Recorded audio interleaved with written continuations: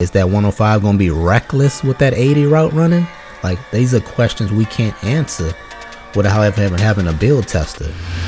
ESG Football 24 needs a build tester like 2K, because right now, any build that I can make is really useless. If I don't know like what everything means to this game, if I can't feel this game, if I can't see how it moves and how it plays, I don't even know what of the build I'm making, I'm even like it or not. I don't know nothing about it. How would I know if I can live with that 85 speed if I can't see it move on the field?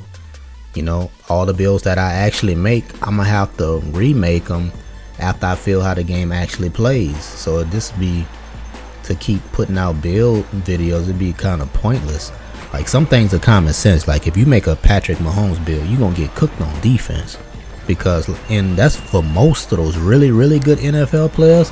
Like a Hall of Fame caliber NFL player, you're gonna be really good on one side of the ball, right? If you try to create that, he's gonna be really good on the one side of the ball, but you won't have many points to allocate to the other side, so you're gonna be a liability. And you don't want to be the one player that's getting picked on defense, because once they find it, they come in at you. You know what I'm saying? So you're gonna have to strategically do that, have somebody watching your back or something. But if this your first time hearing about ESG Football 24 and you don't know what the hell I'm talking about, basically it's this football game that's planning to come out. They're trying to come out sometime in the future. There's no release date on it. So basically they're saying that the player that you create gonna have to play both sides of the ball. So you can see what type of problem that can create. You're trying to be great on offense and defense, right? There's only so many points to move to each side. You kind of have to choose between being really elite on offense and really elite on defense. So if you're trying to have if you're trying to have both, then you're gonna have to balance your player out. So you can see why that causes problem when you're trying to make superstar NFL player type builds. So take Tyreek Hill for example. When most people create him, they automatically gonna try to max out his speed to 105, but we don't even know what 105 speed look like. We know it's a lot. We know it's the fastest in the game, but when you put it on the field, is it helpful or harmful to have my route running at only an 80 with that 105 speed?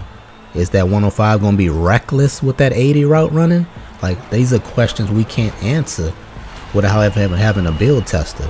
Like, I can make builds all day. If I can't answer these questions, I don't know if a build is actually going to be useful.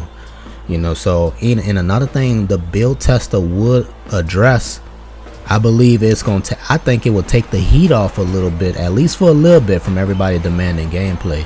Because at the very least, you'll be able to see how the game moves in action, and then be able to test certain ratings and possibly badges, depending on how much they allow us to test. But that's just me, man. Let me know what you think.